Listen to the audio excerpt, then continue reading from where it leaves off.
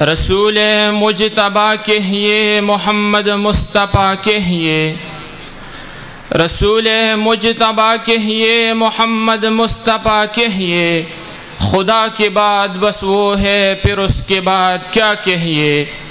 محبت کا تقاضا ہے کہ محبوب خدا کہیے، شریعت کا ہے یہ اصرار کہ ختم الانبیاء کہیے۔ انتہائی واجب الاحترام اساتذہ کرام، عالمی مجلس تحفظ ختم نبوت کے اکابرین اور میرے ہم سفر دوستو، آج کی اس پروگرام میں آپ کے سامنے جس موضوع پر لب کشائی کرنا چاہتا ہوں وہ ختم نبوت کے عنوان سے معنون ہے۔ میرے دوستو، دنیا کا کوئی کام ایسا نہیں ہے جس کی ابتدا ہو اور انتہا نہ ہو۔ آپ قرآن پاک کی تلاوت کریں تو الحمد اس کی ابتدا ہے، والناس اس کی انتہا ہے۔ آپ نماز پڑھیں تو تکبیر تحریمہ اس کی ابتدا ہے، سلام اس کی انتہا ہے۔ تو جب رب ذوالجلال نے نبوت کی ابتدا سیدنا آدم علیہ السلام سے کی ہے تو عقل کا تقاضا یہ ہے کہ کسی کی ذات پر اس کی انتہا بھی ہونی چاہیے۔ توجہ کرنا، جب سیدنا آدم علیہ السلام دنیا میں تشریف لائے، قرآن کہتا ہے یا بنی آدم اما یأتینکم رسل منکم، کوئی قید ذکر نہیں کی بلکہ رسل جمع کا صیغہ لا کر اشارہ کر دیا کہ آپ کے بعد بہت سے رسول آئیں گے۔ جلیل القدر انبیاء میں ایک سیدنا نوح علیہ السلام ہے، ایک سیدنا ابراہیم علیہ السلام ہے۔ ان کی آمد پر قرآن کہتا ہے وَلَقَدْ أَرْسَلْنَا نُوحًا وَإِبْرَاهِيمَ وَجَعَلْنَا فِي ذُرِّيَّتِهِمَا النُّبُوَّةَ۔ آگے جا کے فرمایا ثُمَّ قَفَّيْنَا عَلَىٰ آثَارِهِمْ کہ ہم نے ان کے قدموں کی پیچھے رسول بھیجے۔ معلوم ہوا کہ رسالت کا سلسلہ ابھی جاری ہے۔ جلیل القدر انبیاء میں ایک سیدنا موسیٰ علیہ السلام ہے۔ ان کی آمد پر قرآن کہتا ہے وَلَقَدْ آتَيْنَا مُوسَى الْكِتَابَ وَقَفَّيْنَا مِن بَعْدِهِ بِالرُّسُلِ کہ ہم نے موسیٰ علیہ السلام کو کتاب عطا کی اور ان کی پیچھے لگاتار یک کے بعد دیگر رسول بھیجے۔ معلوم ہوا کہ رسالت کا سلسلہ ابھی جاری ہے۔ میرے دوستو، قرآن پاک کی ان آیات سے اتنی بات تو متعین ہو گئی کہ سیدنا آدم علیہ السلام دنیا میں تشریف لائے، قرآن کہتا ہے ان کے بعد رسول آئیں گے۔ سیدنا نوح علیہ السلام تشریف لائے، قرآن کہتا ہے ان کے بعد رسول آئیں گے۔ سیدنا ابراہیم علیہ السلام تشریف لائے، قرآن کہتا ہے ان کے بعد رسول آئیں گے۔ سیدنا موسیٰ علیہ السلام تشریف لائے، قرآن کہتا ہے ان کے بعد رسول آئیں گے۔ مگر جب سیدنا عیسیٰ علیہ السلام دنیا میں آتے ہیں، قرآن کہتا ہے اذ قال عیسیٰ ابن مریم یا بنی اسرائیل انی رسول اللہ الیکم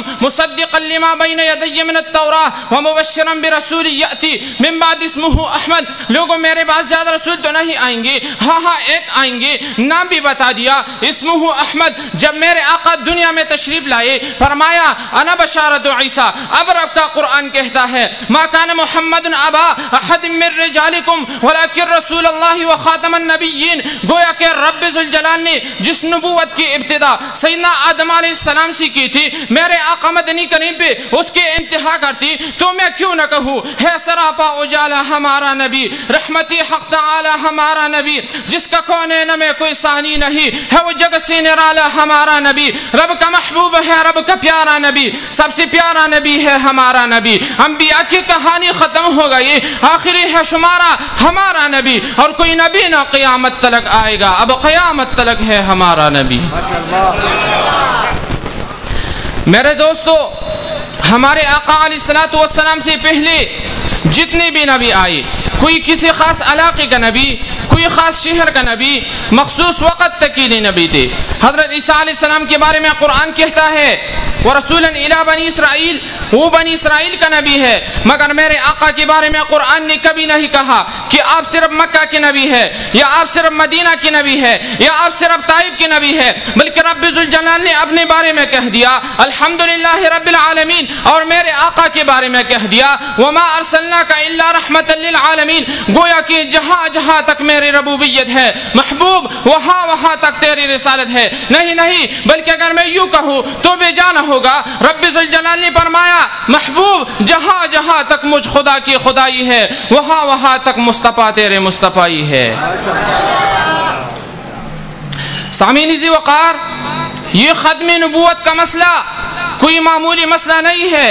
آپ اس بات سے اندازہ لگائیے کہ ہمارے آقا علیہ السلام کے ساری زندگی میں اعلان نبوت سے لے کر وصال تک جتنے غزوات میں صحابہ شہید ہوئے ہیں، جتنی جنگوں میں صحابہ شہید ہوئے ہیں، جتنی تبلیغی وفود کو دھوکوں کے ساتھ شہید کیا گیا، ان سب کی کل تعداد 259 ہے۔ مگر اس طرف پہ تو دیکھیں نا، سیدنا ابو بکر صدیق رضی اللہ تعالیٰ عنہ کی دور خلافت ہے، یمامہ کا میدان ہے، 100-200 نہیں، 300-400 نہیں، 1200 شہداء کی لاشیں تڑپ رہی ہے، کسی کا سر تن سے جدا، کسی کا بازو کٹا ہوا ہے، کسی کے ٹانگ ٹوٹی ہوئی ہے، کسی کا جسم ٹکڑوں میں بٹا ہوا ہے۔ ہائی، یہ وہ لوگ تھے جن کو میرے آقا نے اپنی آغوش نبوت میں لے کر پروان چڑھایا تھا۔